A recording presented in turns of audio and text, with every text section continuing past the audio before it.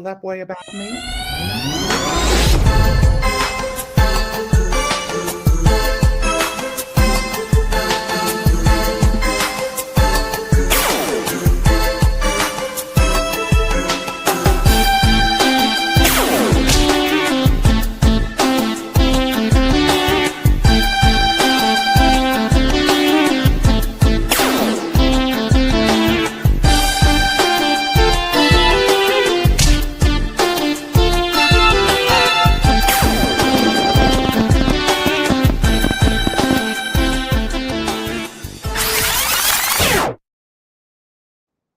Welcome to another edition of Lib and Let Die with me, Lembit, Opik, and me, Mark Oaten, and I'm feeling feisty, Lembit. I've got over my jet lag, and I'm looking forward to a good show today.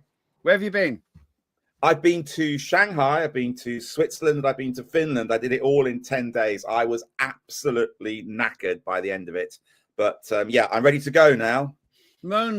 You know, only about 1/10 of the human race has ever flown. And there you go, flying 10 times in 10 days.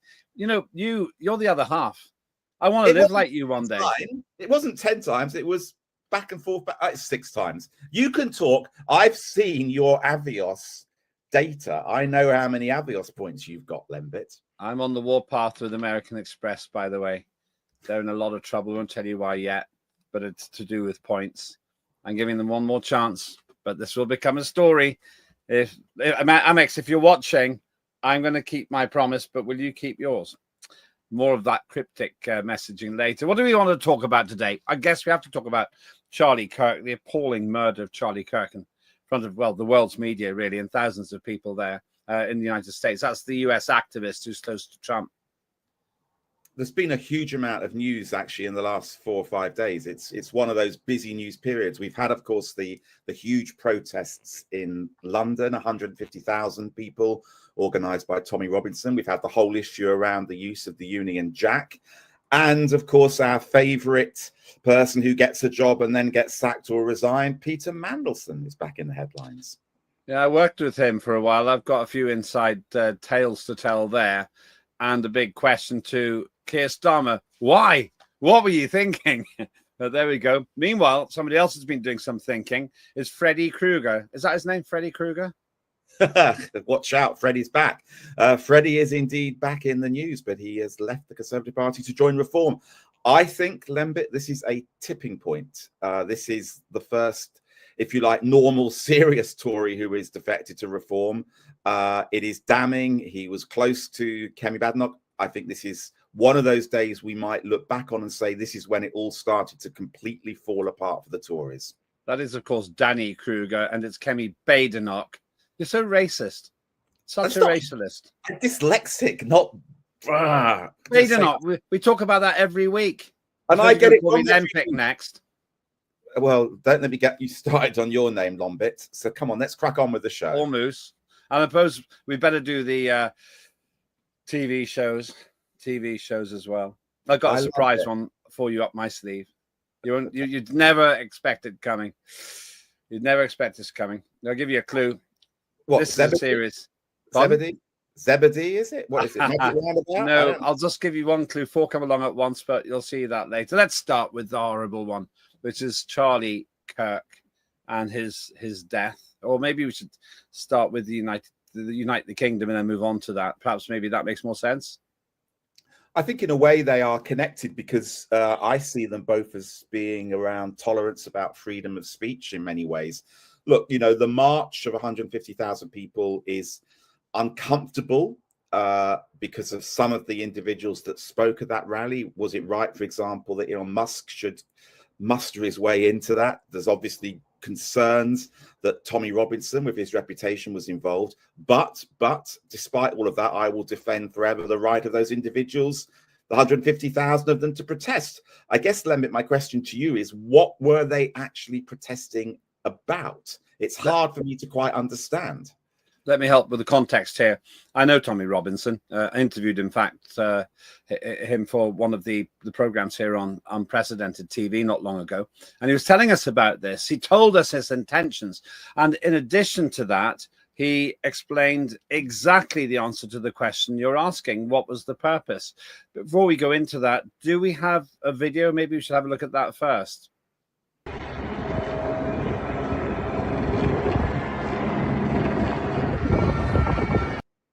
Biggest protest in British history. The fight's not over, it's just starting.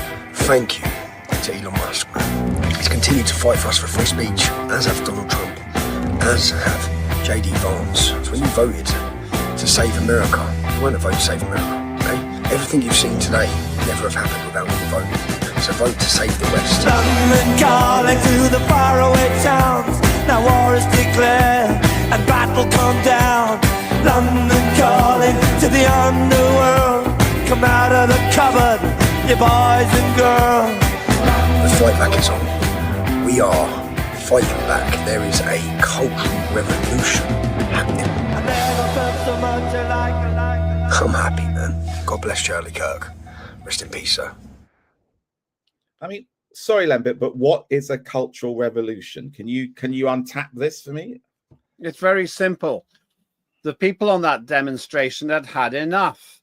They've had enough of, I'm telling you, enough of woke, enough of being censored for having issues about the terrible adult-themed nonsense which has been taught to children below the age of 10. That they're tired of being told that they're institutionally racist if they're white. They're sick of governments which seem completely incapable of controlling the borders of this country.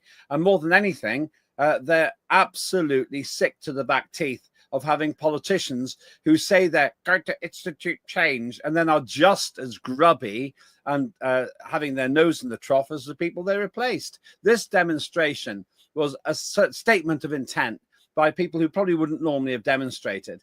And if you doubt me, Trevor Phillips, the news presenter, went and walked around there, and he made it quite clear that he thought that this was a pretty peaceful march with ordinary people who'd normally been a football match or down to the pub. This is the point. Those individuals there, and it's far more than 150,000, same usual rubbish from the state-sponsored television and the others.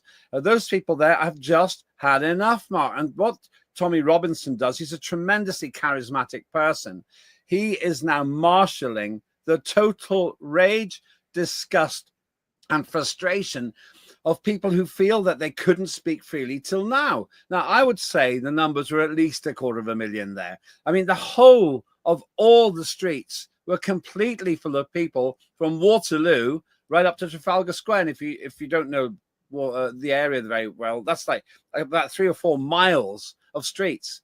And Tommy Robinson won the day. And let's face it, he also got the most wealthy man in the world, Elon Musk, to say that the fight is on.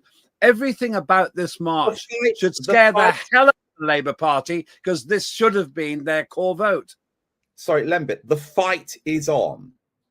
What on earth do you mean by the fight is on? It's that language. I don't like the sound of that. Are you so woke that you think the word fight should now be censored? The fight is on to reclaim Britain. And what does that mean? It means that our political masters realize they're actually our servants, that they're doing a pathetic job. Or do you think that they've kept their promise, for example, on stopping the boats coming across? Record number coming through, Mark, after Starmer said, I'm going to smash the gangs. He's done nothing like it. We've got this utter bilge about the climate emergency that doesn't exist. We've got people scared of going out at night because of all the stabbings. And then on top of that, we're endlessly pummeled with all this woke rubbish when people can't even afford to pay their bills. What this demonstration was about was people saying, you, the politicians, now need to understand we're serving notice because we're withdrawing our cooperation, or we're beginning to withdraw our cooperation until things improve. And if they don't improve, then we're going to take matters into our own hands politically, I hope. There's a lot of worrying language you've used there. There's about taking matters into our own hands. We're going to withdraw our cooperation. The word fight.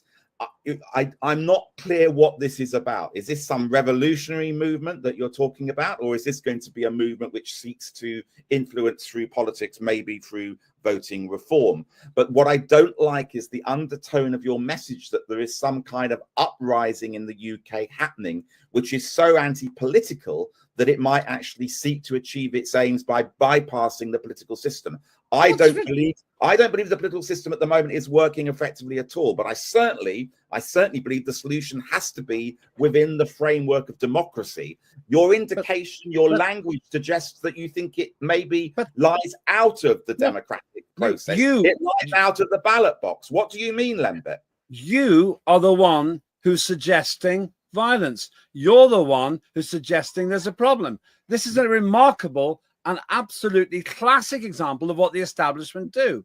Now, you happen to live in some nice leafy place far away from the inner city. The inner cities have had enough, Mark. The inner cities are sick of being scared of going through.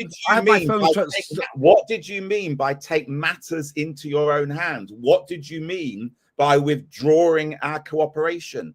Sorry, Lembit, you can't say those things and not expect me to react with concern. Those are very, very clearly very negative establishment democratic institutions. You seem to be suggesting there's an alternative. Yes, there is. Yes, it is totally anti-uni-party. And, you know, you're actually sounding just like those fools in the cabinet, the idiots in the government who say, oh, we can't have this, far-right thugs and so forth. Do you know that there was a fraction of the number of arrests there, a fraction of the number of arrests there than there were at Notting Hill Carnival? There were no weapons found, and a lot of the violence was absolutely nothing to do, and there was hardly any violence, but there was nothing to do with the demonstrators there. Compare the Notting Hill Carnival with this demonstration, and you'll find on every measure of civil order, the demonstration beats Notting Hill. I don't disagree with you on that point. My issue is, and I say it in all genuine seriousness, when we had the poll tax march, it was quite clear there was, look, we want the Conservatives out. We want a government that comes in who's going to abolish the poll tax. When we had the countryside march, again, there was a very clear objective. It was a democratic march trying to force a democratic change on a democratically elected government. The difficulty I have with this march is I don't know what it's about. I don't know what it's calling. I don't know what it's calling for, other than a slightly anarchic suggestion that we need to bypass the current political system. And that's so why are you using language like that? This is what's provoking the people who go on these marches.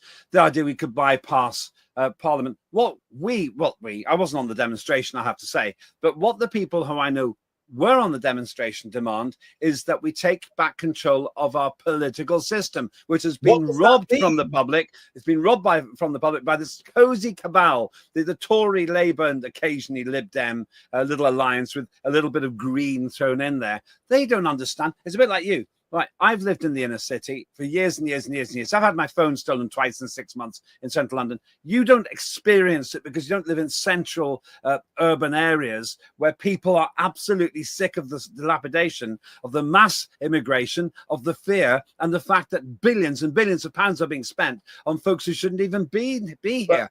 What these people want to do, they're not going to go and be violent and have an uprising and completely dispute your right to even infer that was the case. Because what these people want is to take control of the political system, find a way to do that. Now, Reform is trying to do the same thing. It could be that Tommy Robinson will eventually coalesce into another version, which is for people who don't like Reform, but absolutely don't like the Uni Party.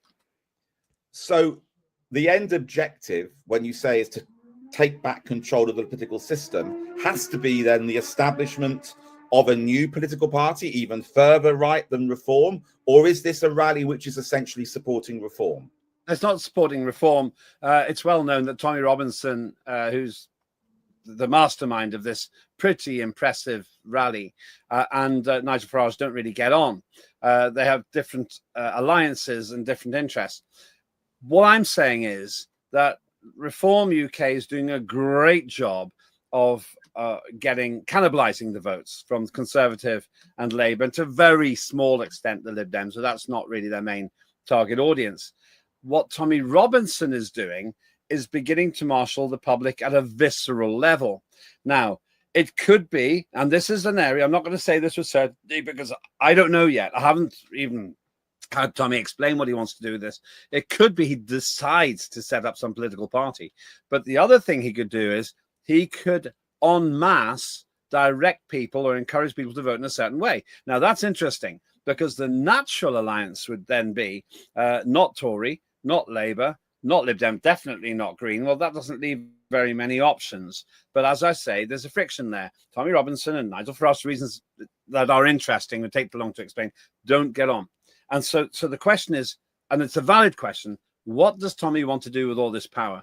I think this was a show of strength. This was Tommy saying, this is what I can do despite everything you've thrown at me and the people in the street. Understand, we're going to start activating locally with flags on the lampposts, which is a peaceful activity, with a refusal to accept the subjugation of the indigenous British population in the name of migrants. And let's remember, a lot of people there are sick and tired of being treated like second-class citizens, where people who shouldn't even be allowed to stay in this country are staying in four-star hotels, being given phone and doing two fingers out the window at the local population. Let us hope that if Tommy, as you keep calling him, Tommy Robinson. Well, what do you want to call him? Tommy Robinson, because I don't know him personally, has all of this power in his hands. Let us hope that he uses it responsibly. And let us hope that it doesn't result in the kind of horrible divisions that we're seeing in society, polarizing even more. And let us hope that it doesn't result in the kind of anger and horrendous things that we saw in Utah last week in America, because we have to talk about the assassination of Kirk. Obviously, again, it's about freedom of speech from my perspective. A lot of what Kirk was arguing for I found wrong, repulsive, but I will defend forever his ability to be able to go around university campuses and make those kind of statements. Before we do go further, just to go back, you should know Ben Habib, who was very senior in Reform, he now runs Advanced UK, and I understand he's got at least 30,000 members. He spoke on that stage. So just so that I give a pointer, I don't know if this is how it's going to go. It could be that the alternative voice will be Ben Habib and Advanced UK. I've interviewed him as well. It's interesting. And actually, the biggest split could be between Reform UK and Advance UK. That could actually, ironically, split the Reform UK vote. So it's in a state of flux, a state of fluidity. But they're going to have to decide what to do before 2029. Otherwise, they could do to each other what Reform did to the Tories. I'm sorry to go back, but that is kind of an important point. It seems, and also if the left with Jeremy Corbyn creates an alternative party as well, we could see those two extremes, even them dividing themselves up. And as you say, it might then play back into the mainstream's advantage if that happens. Another argument, I guess, for proportional representation. But let's move towards what happened in Utah. Lembit, what are your? I think we've got a clip of some of the debates that Charlie Kirk was involved in. Let's look at the clip. Hey Charlie, how's it going? So I wanted to speak to you about sex and gender. I think we have a disagreement there.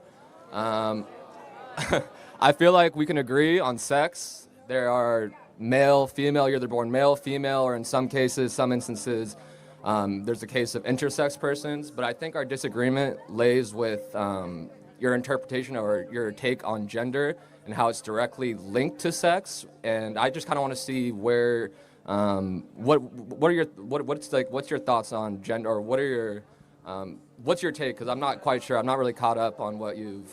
Sure. So gender's a made-up concept. Do you know who made it up?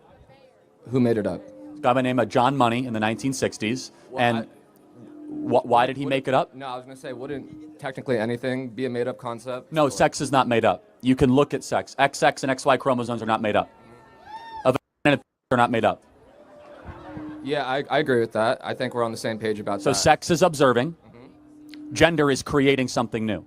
Totally different. We observe nature. Gender is creating a new thing out of thin air that has no applicability to our discourse or dialogue. So there are 0 genders, 2 sexes, infinite personalities. We recognize that people have different personalities. We don't think you should get a different definition on the forms you fill out or how people talk to you, recognize you, or how you are treated. So when it comes to defining or looking at and seeing what or who is a man or a woman, it only refers to sex. Like if they have a sort of, is that Correct. correct? I mean, And we know what happened next. Yeah, but I think it's a really good example that there he is doing what you should do, which is debating and that interaction. And as I say, I wouldn't necessarily agree with many of his opinions, but I love the fact that he was going around on a roadshow, actually getting directly into that kind of dialogue. That is refreshing. It's not burying the issues under the carpet. And it is really sad, in my opinion, that very charismatic individual who was able to engage with so many young people has now been taken away from us in this way. I say I don't agree with his views, but I did like the fact that he was prepared to go out and debate and argue, because argument and debate is the way forward. I got a lot of sympathy with his views as it happens. What is so shocking about this, and we haven't played it, and I don't think we should, is within seconds he was fatally wounded after that conversation, that exchange. Why? Because of some scum who decided, for whatever deranged reason, it was better to silence someone he didn't like, and I'm going to make some assumptions here, someone he didn't like, rather than listen to him. And the two really serious observations here. The first one is how vulnerable anybody is who's in the public domain. And that applies to anyone really in public life. We know that politicians in Britain have been murdered in recent years. And that wasn't really something that was happening so much when you and I were MPs. The second point here is the celebration of his death by those same wokeists that I was describing before. Oh, I'm glad he's dead. Who's going to be next? Now, there's a bit of a debate about whether those people themselves should be censored or cancelled. I got issues with that. But it just shows how callous and superficial and mean-spirited his opponents were. Not all of them, of course. I would like to think it's a minority. But even teachers who were saying, oh, it's just as good, just as well he's dead. And somebody from Oxford University apparently disgraced himself as well. I think there's a male who said some similar things too. That's the problem, Mark.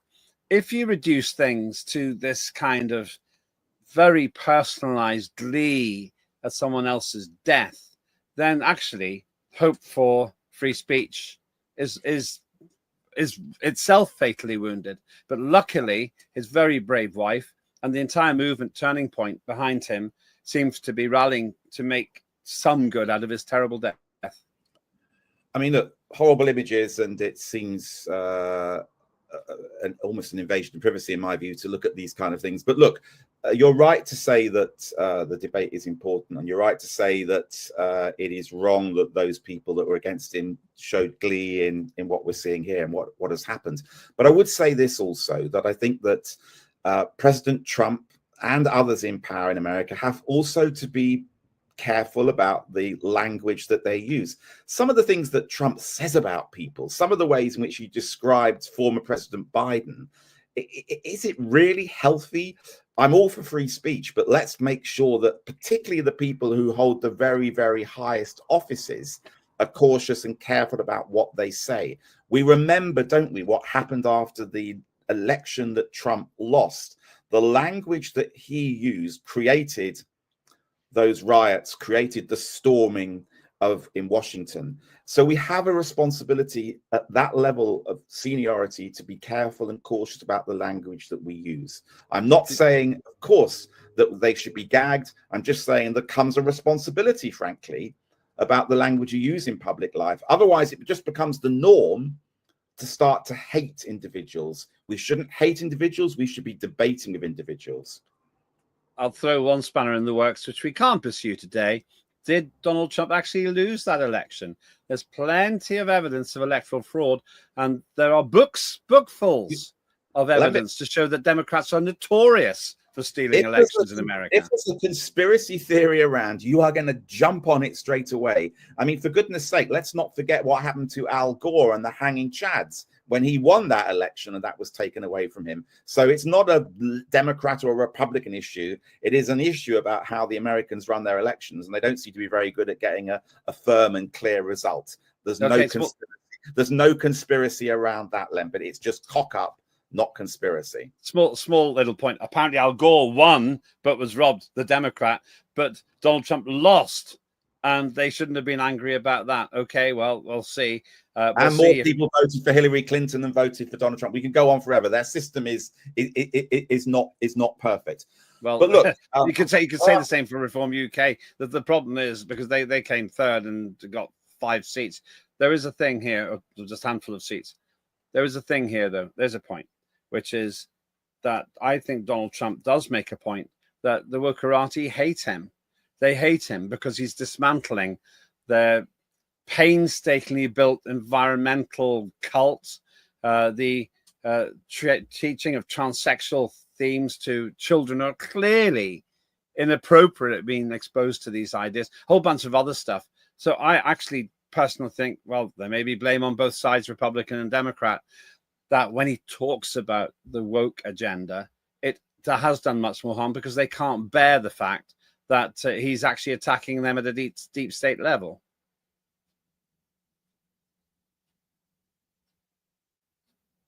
And I'll carry on talking if you won't. The context here, what I simply mean is that unless we have a serious commitment to de-escalating the whole thing, and that has to come from the woke side more than from the Republican side, this is going to carry on. Let's remember that Donald Trump himself was nearly killed in a very similar way at a rally. And inexplicably, the FBI, who could see this happening, or it was pointed out to them that there's a shooter on the roof, didn't do anything to stop it. And then he was nearly assassinated again a little bit later after that. So in my opinion, Mark, there is little doubt that Donald Trump is less culpable for what's going on than the Democrats, who seem to be completely disorganized, incidentally. But we've gone a long way away from Charlie Kirk. My biggest fear here is that the likes of Charlie and other controversial speakers are now going to be in fear of their lives when they should never be in fear of their lives for having the courage to speak up. That's what bothers me the most about it. As a libertarian, it is really the end of days of free speech if instead of people shouting, they start shooting.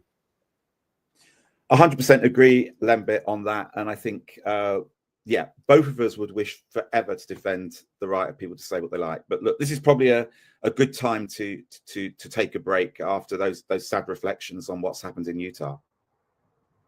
'Cause I'm leaving on a jet plane, don't know when I'll be back again. Oh babe, I hate to go, but I'm leaving on a jet plane.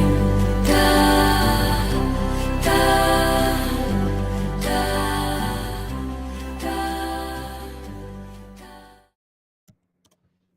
That's always calming, I have to say. It makes me want Absolutely. to go and fly. After having criticized you at the beginning of the show, I'd love to be in the sky. Somebody who has been in the sky, though, on a one-way trip home, is the one person who Keir Starmer should under no circumstances have appointed as the British ambassador to America, Peter Mandelson. What do you know about this? Yeah. Let's take a quick look at his first interview, I think, when he was just announced in office. Hello, I'm Peter Mandelson. Only 7 months ago, spinning his arrival as ambassador in Washington. Even that's been I'm wiped speaking from the to you history from books, the Lembit. ambassador's residence. It And doesn't that's even where doesn't Peter even Mandelson exist got a wake-up anymore. call this morning to make sure he'd heard he'd been sacked before a Foreign Office minister announced it to MPs. In light of additional information in emails written by Peter Mandelson, the Prime Minister has asked the Foreign Secretary to withdraw him as ambassador to the United States. One day after the Prime Minister stood at the same dispatch box saying Peter Mandelson retained his confidence, Keir Starmer sacked him, claiming newly emerged emails showed reprehensible behaviour.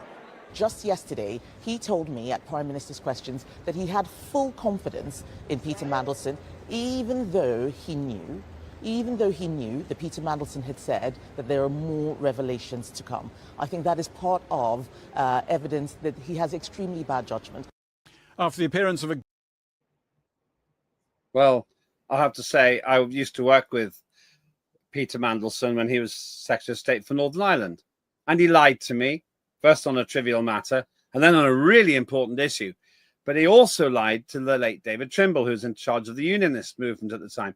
Unfortunately for Mandelson, Trimble and I compared notes, and we discovered that he'd been lying to us on a strategically important thing. I remember thinking at that point, I will withdraw my cooperation from him. But within days, he had been fired for the second time from government, not because he's an ordinary fallible human being, but because he quite willfully seemed to be abusing his position.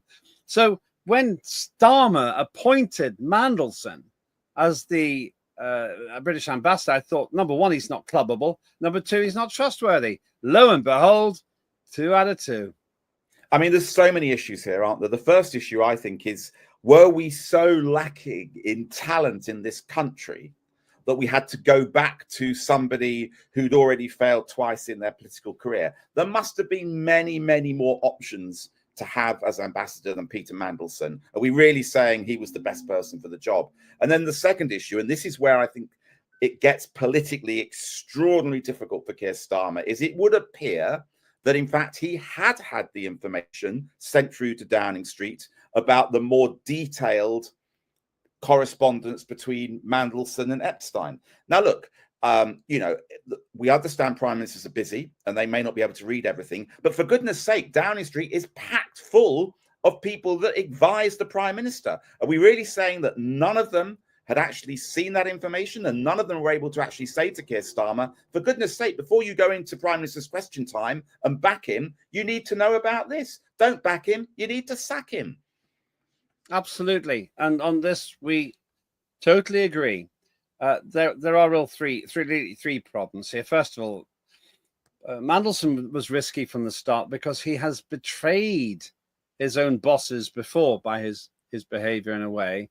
Now, once again, I'm forgiving of that to an extent because none of us is perfect. And some of the greatest leaders in history, people like Churchill and John F. Kennedy, they were very flawed individuals.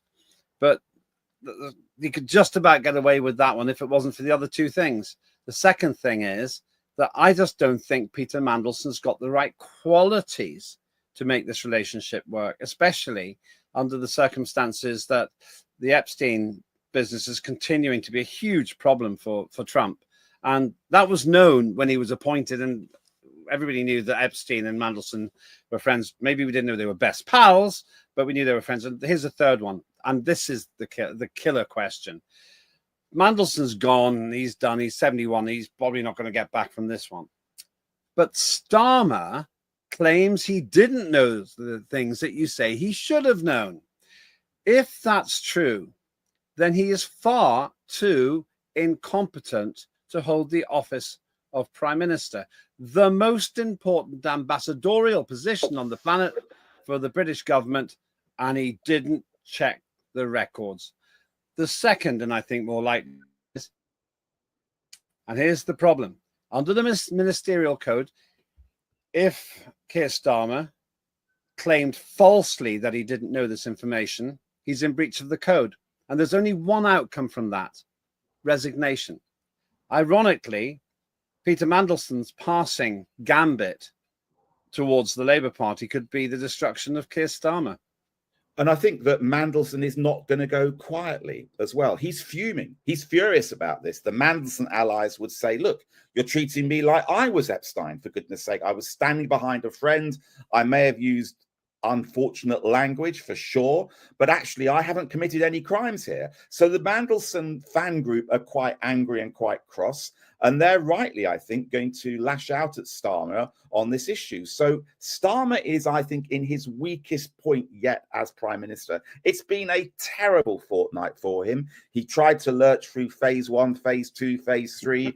He's had Rayner.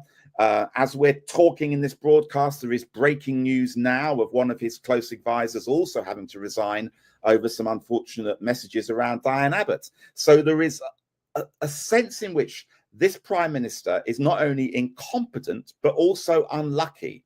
And, you know, you put those two together, and I cannot see him lasting till the general election next time. And for sure, I'm not even sure he'll last till Christmas. Yes, I think that Starmer's finished now, really. It's just how long will it take?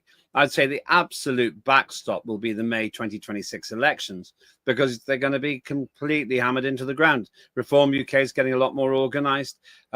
Now you've got this additional problem there that the aide resigns after explicit text about Abbott surface. I don't know exactly what they said. Presumably, those who are watching this in the archive will already know the content. But it's just failure after failure. But the fundamental problem here is, in a way, how Starmer's treated this. Starmer could have said, I knew all about this, whether or not he knew. He said, I judged this to be poor discipline and poor choice of friends by Peter Mandelson, but I made the choice that the other benefits of Mandelson mean that on a probationary basis he can be the ambassador. He could have said something like that. Then there'd have been a big storm. How dare you? He said, look, Mandelson isn't being accused of paedophilia. He may have a dodgy friend there or late friend there, but he hasn't been accused of paedophilia. The buck stops with me. Judge me on how well Peter Mandelson does the job. He could have said that. That's what he could have said instead.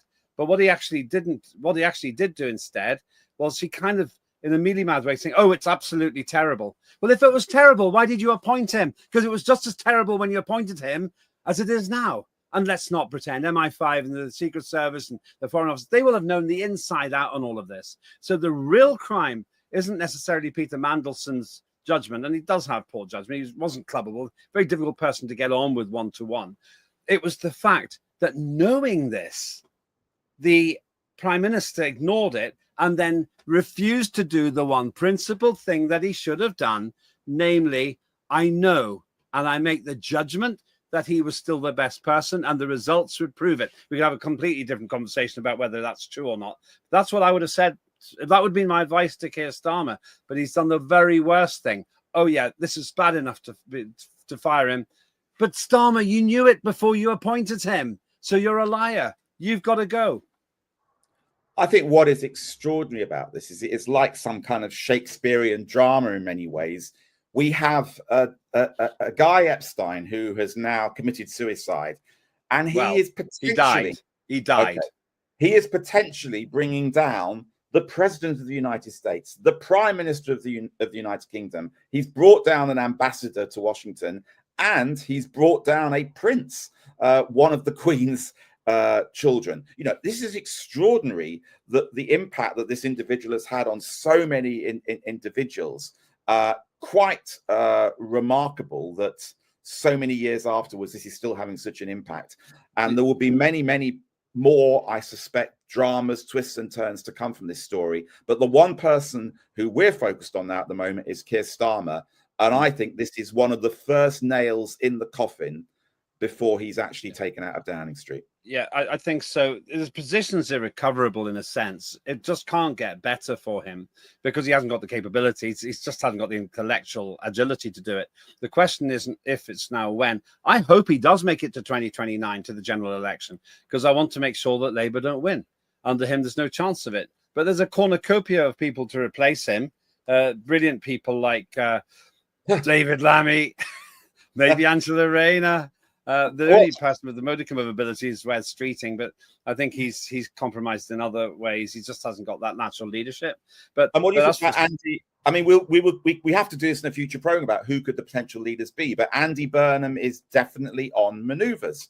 The guy from the north seemed to have been a very, very good Metro mayor. I used to play football with him in the House of Commons football team. Just a thoroughly decent, nice guy. I think there's potential in a move at some point to find Burnham a seat. He has to get back into Parliament, after all. That will be really, really interesting to watch what happens when the next Labour by-election comes along, if he will have the nerve to try and get back into Parliament. And the minute he does that, everybody will know what his intentions are. Yeah, the reality is that Andy Burnham, of all of the options, is by far the best. I know Nick Buckley, MBE, who stood against him, and he knows him pretty well. He's reasonably respectful of him, even though they were competitors. when you look at the shower of nonsense and rubbish in the cabinet, the worst educated cabinet in British political history. Oh, don't give me about the education thing again. It doesn't matter. It doesn't matter. Don't go to school. Don't go to college, anyone. Yeah, just make it. Just like Angela Rayner, who got right to the top, got rich enough to buy herself a place 265 miles away from her constituency. Yeah, that's fine. Now she can own anything anywhere she wants. She can own anything she wants. But don't preach. People like her come across as poorly educated when they're hypocrites and they don't think they're going to be called out. I don't care about her house. I don't really feel strongly about her stamp duty. But I think that a lack of education led her to call Tories scum, to stand the nose in the trough, and then she seems to be pretty well off herself. So one of the most highly educated cabinets would probably have been the one with Boris Johnson in it, with all of those educated people, all of those Eton boys, all of those. And look what they did to this country, for goodness sake. Do not give me the whole issue about being poorly educated. That has nothing to do whether you're a good politician. You could be highly educated and a bloody awful politician. This cabinet are bad. They lack quality. It's got nothing to do with where they came from or what school they went to. It's the hypocrisy that I don't like. As I say, I wouldn't be having a go at Angela Rayner if she hadn't continuously had a go at other people for things she does herself. That's what I'm annoyed about. I literally don't care if she lives in Hove near Brighton. I don't care if she commutes every day. That's an 11-hour return journey. That's up to her. But what I didn't like is she did exactly what she criticized the Tories for doing. That's the point. I try not to preach about how other people live their lives because I hardly live a perfect life myself. I like to think there's very little in my record of hypocrisy, of double standards, of slamming other people. Maybe I'm wrong, but that's the problem I've got. And when it comes to Starmer, he's exactly the same. He's going to clean up politics. What's he doing? Really? Is he cleaned it up? Look at all the freebies he had. That's why they're in so much trouble. And the Mandelson thing's pulling him down because it's just exceptionally poor political judgment or simply a plain lie. And I have to say... Who are the winners? Who are the winners in all of this? Yet again, and we say this every single time we do one of our programs, the winner is Nigel Farage, and he's pulled off, of course, another coup this week. It's a very, very important moment, I think, in British politics. I think it is going to be a serious blow to the Conservative Party because one of their shadow cabinets has defected to reform. And this isn't a councillor defecting. This isn't a former MP like Anne Widdecombe. This is Danny Cougar. There he is. And it's a coup for a reform. And the biggest question that I've been always saying to you, Lembit, about reform is it's the Nigel Farage show. He needs to bring in other people that can be serious contenders so we know what his future cabinet would look like. Well, now he's starting to get some of these figures joining. I think this is a significant moment. It is. And interestingly enough, I agree with all of the above. There is one caution. It's one I've said before, and I've said it to Nigel Farage as well. Imagine if you got 80 Conservative members of Parliament all defecting to reform. Then he's got a problem because the centre of gravity shifts to Tory 2.0. And that could put people off because why vote for reform if they're the Tories? And that's an interesting question because that's, as you know, that's what I think Nick Clegg did to destroy the Lib Dems. Entryism. A whole bunch of people who, in my view, weren't liberal or democratic. They weren't in my traditional idea of liberalism anywhere near it. And so he's got to manage it so he doesn't frighten the horses of people who are totally fed up with the Tories and won't forgive them for 10 or 15 years. So that's an issue.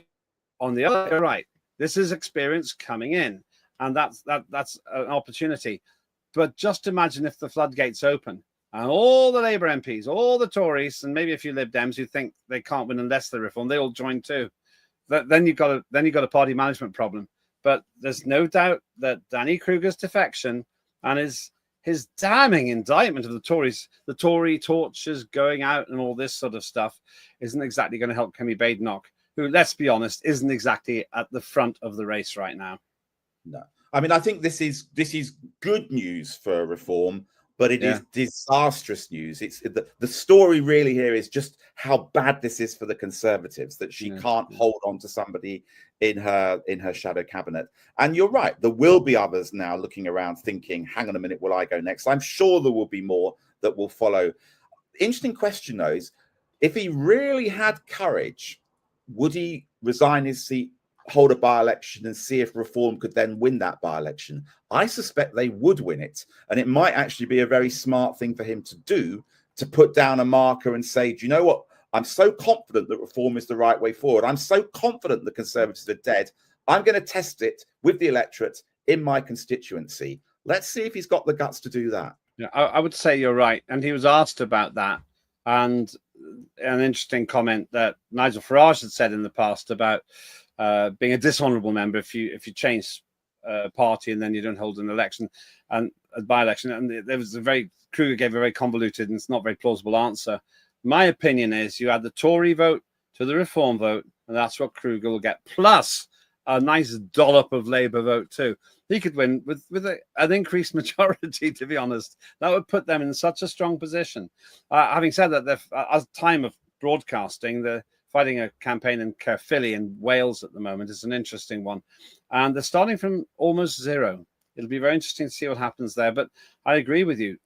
All Nigel Farage has to do is keep training the party, letting the party become experienced. Try not to say anything which is too at odds with what the membership think, and just follow his conscience, because at the end of the day, there is one charismatic party leader in this country, and his name is Nigel Farage. And it sounds like you think the Conservative Party is dead and finished for good, and is that true? But I think we know that already. In terms of your other colleagues, you still have high regard for a lot of them. Do you expect any more of them to come over? Are there more conversations going on? And Mr. Farage, if I could get your response to the scenes that we saw over the weekend, the marches, the presence of Tommy Robinson, and in particular, the comments of Elon Musk, fight or die. What do you make of all of that?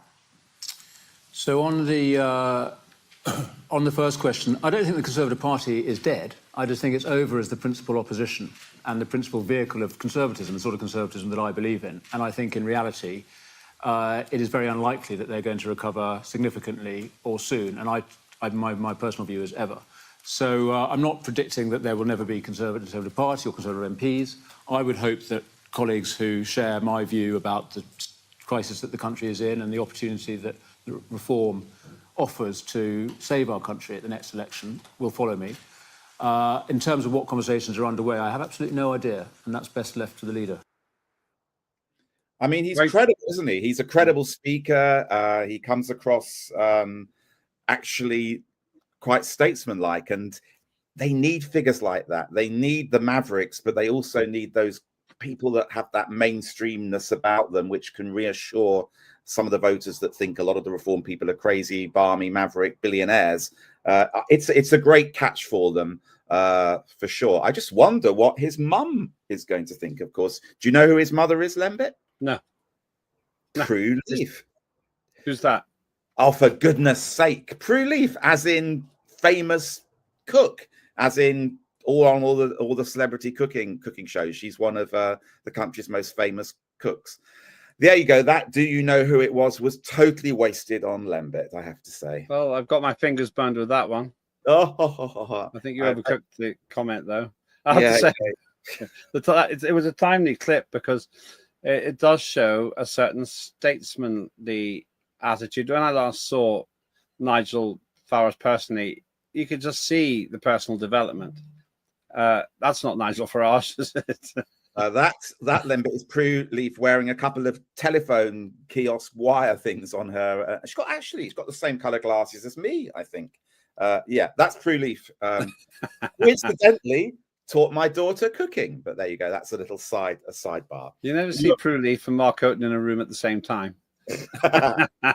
He has or hair. Santa. You were saying.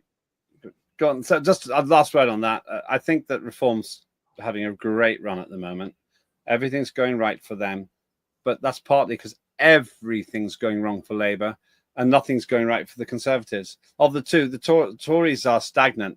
Labour's going backwards, and well, we'll see where that ends up.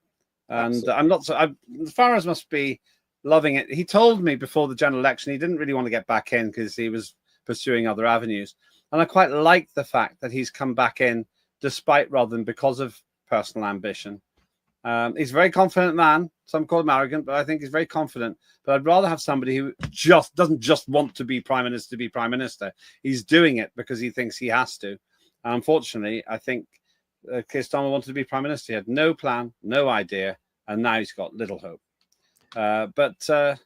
Well, it's time for the lighter moment of the broadcast. There's been some really, really heavy subjects in today's broadcast and some troubling images as well.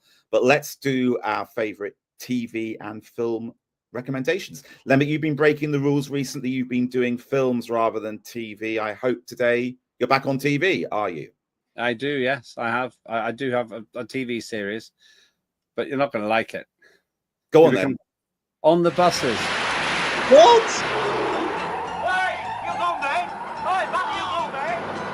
Hi, driver! Stop that bus! Someone wants to get off! And he does. That's how you've seen them all before. But now they're on the big screen in color. Bigger and better than ever before. Don't muck about. I know for a start. Stop! And no one stops for anything. Except for this, and that, and more of this and that. Oh my God, it's my old mate. Quick, Scarper, he'll kill you. I haven't done anything. I know that. He doesn't. That's actually the film, but they did a series as well, which was surprisingly successful. It was current at about in the late 60s, early 70s, and you might say it's complete rubbish, but I found it quite a tonic because there is nothing woke about it, whatever. And it's put on at about midnight so that all the wokerati who it's probably would be banned. It'd probably be banned if it was on any earlier on in the day. It's trigger alert. It'll have a trigger alert. That's what it is. But I have to say, I didn't like it when I was a kid. I just thought it was puerile and childish, and it is. But it's got so bad, and I was sickened by some stuff I saw in the Emmys where they're giving these woke awards to the programs they think that everybody should be watching, even though they completely rewrite history and a whole lot of terrible things which are going to some other time. So this was a breath of fresh or perhaps stale air from the 1970s, but it reminded me of the good old days. For goodness sake, you are an old man just an old man. But what was the catchphrase? Wasn't it? Oh, there's plenty of room on top. Nudge, nudge, wink, wink. Was that the big catchphrase? I don't remember. I only watched a few programs of it, but it was just refreshing because it's just so unreconstructed. The production values from a professional point of view are pretty rubbish. The jokes are completely predictable. The characters aren't particularly likable, and they're one-dimensional almost. But it was simple and comparatively innocent. A little bit like your good self, Lembit. Oh, okay. Well, thank you. On that basis, what have you got? I suppose you got something woke and trendy. It's you're going to hate it, just like I hated your one. Let's have a little clip of Rylan and Rob Rinder. And they are in India, and they're retracing the story of E.M. Forster's A Passage to India. And the whole point of the program is that Rob Rinder is the sort of the academic, the person that understands literature and art and culture, and he's trying to educate Rylan Clark. You'd think it would be really, really weird and awful. There's some lovely, touching moments in it. Play the clip. You're romantic. Luke. I feel like I want to propose. Don't. Okay. We're in India. It's India. It's a land of excess. Wow. Look at the detail. Oh, no, Rob, camel! There was definitely a little bit of underlying sexual tension between us. Maybe one-sided. I think I'm getting down there with Cobra. I mean, it's the two of them get on remarkably well. They're totally opposite. The only thing they have in common, shut up, Lembit, take your hand away from your face. They're both gay. That's obviously the common theme that runs through it.